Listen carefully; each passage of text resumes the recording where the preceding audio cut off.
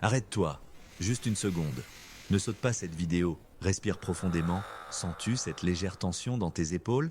Cette urgence subtile de passer à autre chose, de consommer la prochaine information, c'est la vitesse du monde moderne. Et au milieu de ce bruit incessant, on t'a peut-être dit, ou tu as fini par le croire toi-même, je suis lent. Lente pour répondre, lente pour prendre une décision, lente pour comprendre une blague dans un groupe. Ce sentiment d'être toujours un temps en retard, comme si tu regardais un film avec un léger décalage sonore. Tu es en réunion, une question est posée.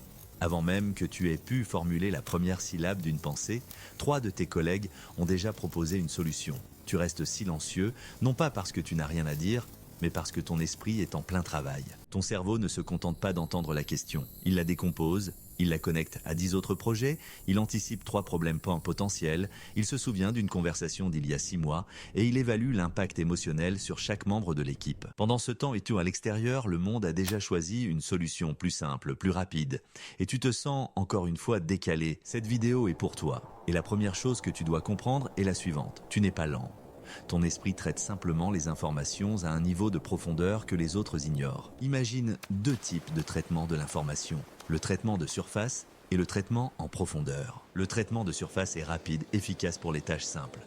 C'est reconnaître un visage, répondre à une question fermée, suivre une instruction. L'information entre, une réponse sort. C'est une autoroute. Le traitement en profondeur, c'est différent. C'est un voyage. Quand une information arrive, elle ne va pas en ligne droite. Elle descend dans un vaste réseau neuronal. Ton cerveau la compare, la contraste, la connecte avec tes expériences passées, tes connaissances, tes valeurs, tes émotions et même des concepts abstraits. Il ne se demande pas seulement « qu'est-ce que c'est ?», mais « qu'est-ce que ça signifie ?» C'est pourquoi une simple question comme « où veux-tu manger ce soir ?» peut déclencher une cascade de pensées. Le budget, la dernière fois que tu as mangé italien, le niveau de bruit du restaurant, le temps de trajet, l'envie de la personne qui t'accompagne, ce n'est pas de l'indécision. C'est une recherche exhaustive de la meilleure solution possible en tenant compte d'un maximum de paramètres. C'est une superpuissance, mais dans un monde qui valorise la rapidité, elle peut être perçue comme un handicap. Le problème n'est pas ton système d'exploitation. Le problème, c'est que tu essaies de faire tourner ton logiciel de haute précision sur un matériel social qui n'est pas conçu pour lui. Alors, comment vivre avec cette profondeur sans se noyer ?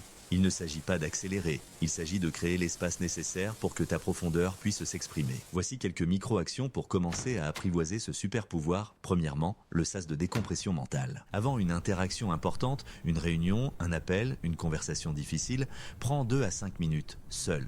Ne regarde pas ton téléphone, assieds-toi et ne fais rien. Laisse tes pensées se déposer. Cela permet à ton processeur interne de fermer les onglets inutiles. Tu n'arrives pas en réunion en étant déjà en surcharge, mais avec une mémoire vive disponible pour traiter la nouvelle information en profondeur. Deuxièmement, la phrase bouclier. Souvent, la pression vient du silence. Tu sens que tu dois répondre immédiatement. Apprends à verbaliser ton processus. Apprends des phrases simples et calmes comme « C'est une excellente question.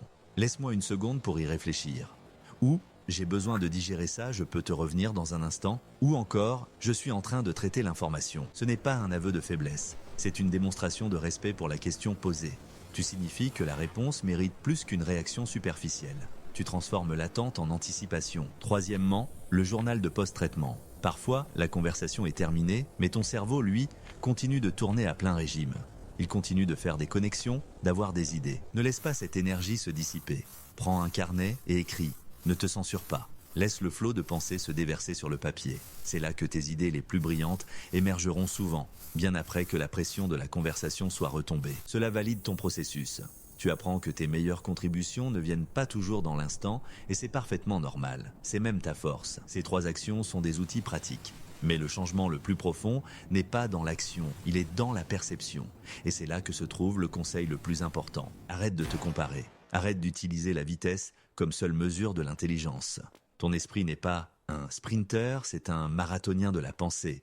Il est conçu pour l'endurance, pas pour le départ en flèche. Le monde a désespérément besoin de penseurs profonds, des gens qui ne réagissent pas mais qui répondent, des gens qui voient les connexions que tout le monde ignore, des gens qui anticipent les conséquences à long terme. Ta prétendue lenteur est en réalité de la diligence, c'est de la conscience, c'est de la sagesse en cours de formation.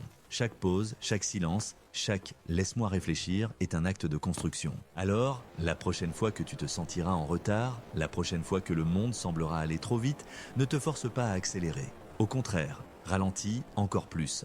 consciemment. Ancre-toi dans ta propre temporalité. Fais confiance au processus qui se déroule en toi. La meilleure réponse, l'idée la plus créative, la solution la plus juste, n'est pas au bout de la course. Elle est au fond du puits. Tu n'es pas lent, tu es profond.